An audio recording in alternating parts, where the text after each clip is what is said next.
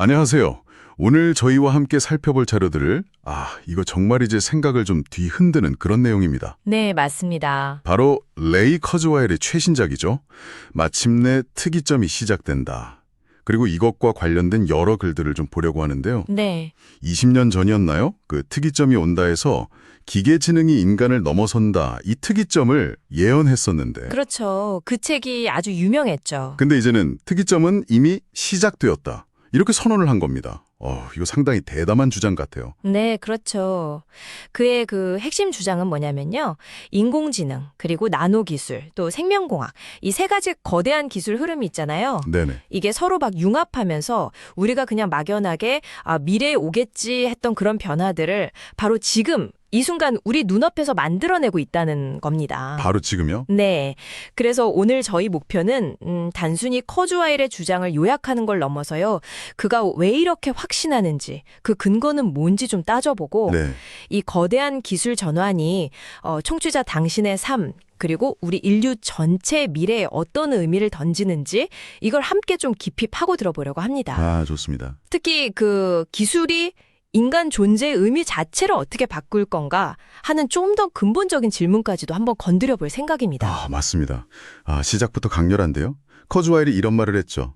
우리는 인류 역사상 가장 거대한 변화의 문턱에 서 있다. 네. 그리고 이제 특이점은 시작되었다. 이 도발적인 선언을 저희 출발점으로 삼아서 오늘 자료들 한번 같이 탐색해 보시죠. 네, 좋습니다. 자, 그럼 본격적으로 이 주장을 한번 해부해 볼까요? 커즈와일이 말하는 특이점이라는 게 더 이상 먼 미래의 SF 소설 얘기가 아니다. 네. 바로 우리 세대 안에 펼쳐지고 있는 현실이다. 이런 건데요. 자료들을 이렇게 쭉 종합해보면 그가 이렇게 주장하는 가장 큰 근거는 역시 기술 발전의 가속화 같아요. 맞습니다. 특히 여러 기술이 그냥 동시에 폭발적으로 성장하는 현상, 이걸 짚는 것 같습니다. 정합합니다. 여기서 이제 핵심 개념이 기하급수적 성장이라는 건데요. 기하급수적 성장. 네.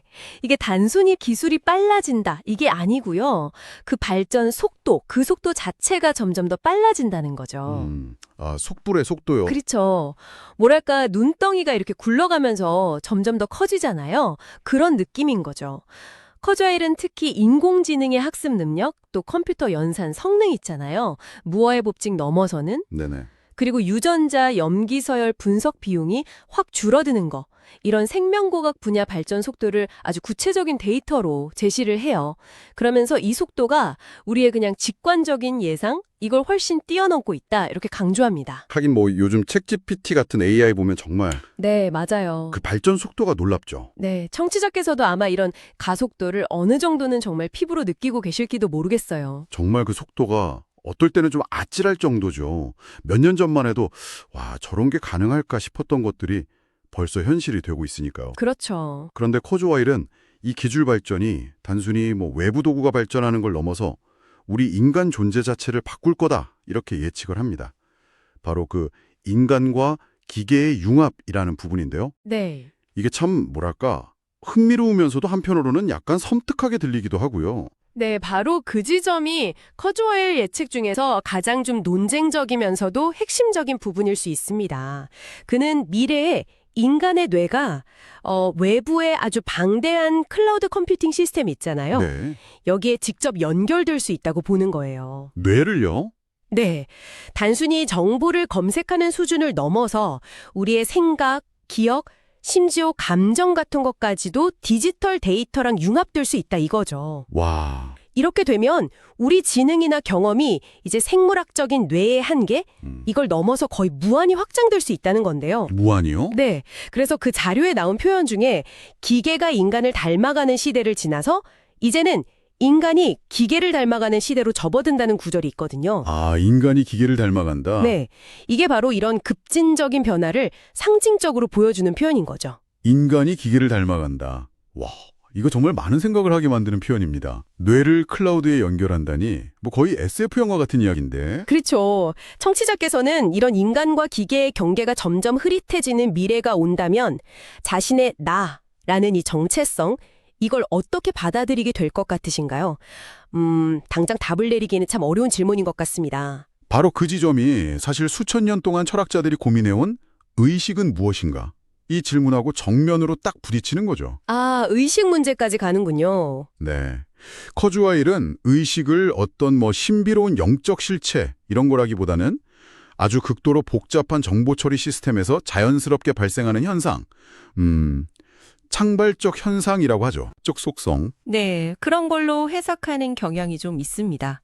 그러니까 정보 처리 패턴이 충분히 복잡해지면 의식이 발생할 수 있다, 이런 건데요. 네. 이 관점에 따르면 이론적으로는 인간의 뇌뿐 아니라 충분히 정교하게 만들어진 인공지능 시스템 역시 우리처럼 자아를 느끼거나 어떤 주관적인 경험, 즉 의식을 가질 수 있다, 이런 결론까지 가게 됩니다. 와, AI가 자아를 느낀다. 이건 진짜 단순히 기술적인 문제를 넘어서서 철학적으로, 윤리적으로 엄청난 파장을 몰고 올 수 있는 이야기네요. 그렇죠. 물론 아직은 가설 단계고 반론도 많겠지만 커즈와일은 그 가능성을 매우 높게 보고 있다는 거죠. 그렇습니다. 그는 이게 기술적으로 불가능하지 않다고 보고 있고요. 특이점의 아주 중요한 측면 중 하나로 간주를 합니다. 이것이 바로 이 자료들이 우리에게 던지는 가장 좀 심오한 질문 중 하나예요. 네. 기술 발전이 이제 우리의 존재론적 기반까지 흔들고 있다, 이런 신호인 셈이죠. 이런 거대한 변화의 흐름 속에서 조금 더 현실적인 문제로 눈을 돌려보죠. 바로 일자리 문제입니다. 이거 많은 분들이 가장 걱정하시는 부분일 것 같아요. 네, 그렇죠. 자료에서도 노동과 삶의 재구성 이 부분을 중요하게 다루고 있는데요. 커즈와일의 예측은 좀 어떤가요? 커즈와일도 인공지능이나 자동화 기술이 현재 인간이 하고 있는 많은 종류의 노동을 대체하게 될 거라는 점은 분명히 인정합니다. 인정은 하는군요. 네, 이건 피할 수 없는 추세다, 이렇게 보는 거죠. 하지만 그는 여기서 멈추지 않고요. 이런 변화가 반드시 암울한 실업대란으로 이어지지는 않을 거다, 이렇게 주장을 해요. 오, 그래요. 기술 발전이 새로운 산업 그리고 전에 없던 형태의 직업들을 만들어낼 것이다, 이렇게 예측을 하는데요. 새로운 직업이 생긴다. 구체적으로 어떤 변화를 예상하는 걸까요? 좀 더 자세히 설명해 주실 수 있나요? 핵심은 인간의 역할 변화에 있다고 봅니다. 그러니까 단순 반복적인 노동이나 정형화된 지식 노동 같은 거는 기계가 훨씬 잘하게 되겠죠. 네. 하지만 대신에 인간은 기계가 할 수 없는 그런 고유한 능력들, 예를 들면 깊이 있는 창의성, 복잡한 문제 해결 능력, 공감하고 소통하는 능력, 그리고 새로운 의미를 해석하고 부여하는 능력 같은 거 있잖아요. 인간 고유의 능력들? 네, 이런 데 더 집중하게 될 거라는 거죠. 즉, 인간의 가치가 단순 노동력 제공자에서 창조자이자 해석자로 이동한다는 겁니다. 창조자이자 해석자. 네. 어쩌면 청취자께서 현재 하고 계신 일의 미래를 고민하실 때 이런 관점에서 나는 앞으로 어떤 능력을 더 키워나가야 할까? 이걸 생각해 볼 수 있는 중요한 단서가 될 수도 있겠습니다. 창조자이자 해석자로의 진화. 이거 흥미로운 관점이네요. 하지만 이런 변화에 모든 사람이 다 쉽게 적응할 수 있을까 하는 걱정도 들고요. 사회 전체적으로는 어떤 대비가 필요할지 이런 고민도 깊어질 것 같습니다. 물론입니다. 그건 또 다른 중요한 논의 주제죠. 그리고 커즈와일의 예측 중에서 정말 또 파격적인 부분이 있죠. 바로 생명 연장, 심지어는 불멸에 대한 이야기입니다. 네, 아마 이게 가장 논쟁적이고 또 충격적으로 들릴 수 있는 부분일 겁니다. 그렇죠. 그는 생명공학 그리고 나노기술의 발전을 통해서 노화를 단순히 자연스러운 과정이 아니라 치료 가능한 질병으로 간주할 수 있게 될 것이다, 이렇게 예측을 해요. 노화가 질병이다. 네. 예를 들어서 우리 몸속을 막 돌아다니면서 손상된 세포를 고치거나 암세포를 제거하는 그런 나노봇 같은 개념을 제시하는데요. 네, 영화에서도 본 것 같아요. 그렇죠. 이런 기술들이 발전하면 인간의 건강 수명이 획기적으로 늘어나고 궁극적으로는 그가 기술적 불멸, 테크니컬 임모탈리티라고 부르는 상태, 거기에 이를 수도 있다고 주장을 합니다. 기술적 불멸. 그럼 영원히 사는 건가요? 영원히 산다기보다는 노화나 질병으로 인한 죽음을 기술적으로 극복할 수 있게 된다, 이런 의미에 좀 더 가깝습니다. 물론 사고나 다른 요인으로 인한 죽음까지 다 막는다는 의미는 아니겠지만요. 아하. 여기서 중요한 거는 커즈와일이 이걸 아주 먼 미래의 일로 보는 게 아니라는 점이에요. 현재 진행 중인 연구와 기술 개발의 연장선상에서 보고 있다는 겁니다. 지금 진행 중인 기술의 연장선이다. 네. 이미 노화 과정을 늦추거나 심지어 역전시키려는 다양한 연구들이 활발히 진행되고 있잖아요.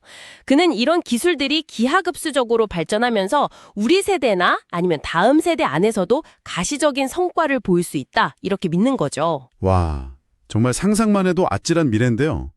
하지만 이런 기술 발전이 항상 좋은 결과만 가져오는 건 아닐 텐데요. 커저와일 본인도 이런 위험성에 대해서 언급을 하고 있나요? 아니면 마냥 좀 낙관적으로만 보고 있는 건가요? 그 점을 놓치지 않는 것이 중요합니다. 커저와일은 스스로를 기술적 낙관론자라고 부르기는 하지만 동시에 기술 발전의 어두운 그림자, 즉 잠재적인 위험성에 대해서도 분명히 경고를 합니다. 경고도 하는군요. 네, 예를 들어서 초지능 AI가 인류의 통제를 벗어나거나 악의적으로 사용될 경우의 파국적 시나리오 같은 거요. 네. 혹은 생명공학 기술이 의도치 않게 치명적인 바이러스를 만들거나 특정 집단을 겨냥한 생화학 무기로 악용될 가능성, 이런 것들도 언급을 하죠. 끔찍하네요. 또 나노기술 역시 환경 파괴나 인체 유해성 논란 또는 전방위적인 감시 사회를 구현하는 데 쓰일 위험도 배제할 수 없다. 이렇게 지적합니다. 그러니까 기술이라는 게 엄청난 가능성을 가진 동시에 잘못 쓰이면 인류를 파멸로 이끌 수도 있는 그런 양날의 검이라는 점을 분명히 인식하고 있다는 거군요. 그렇습니다. 그는 기술 발전 자체를 막을 수는 없지만 그 위험성을 최소화하고 긍정적인 방향으로 이끌기 위한 사회적인 노력, 그리고 윤리적인 성찰이 반드시 병행되어야 한다고 강조합니다. 네.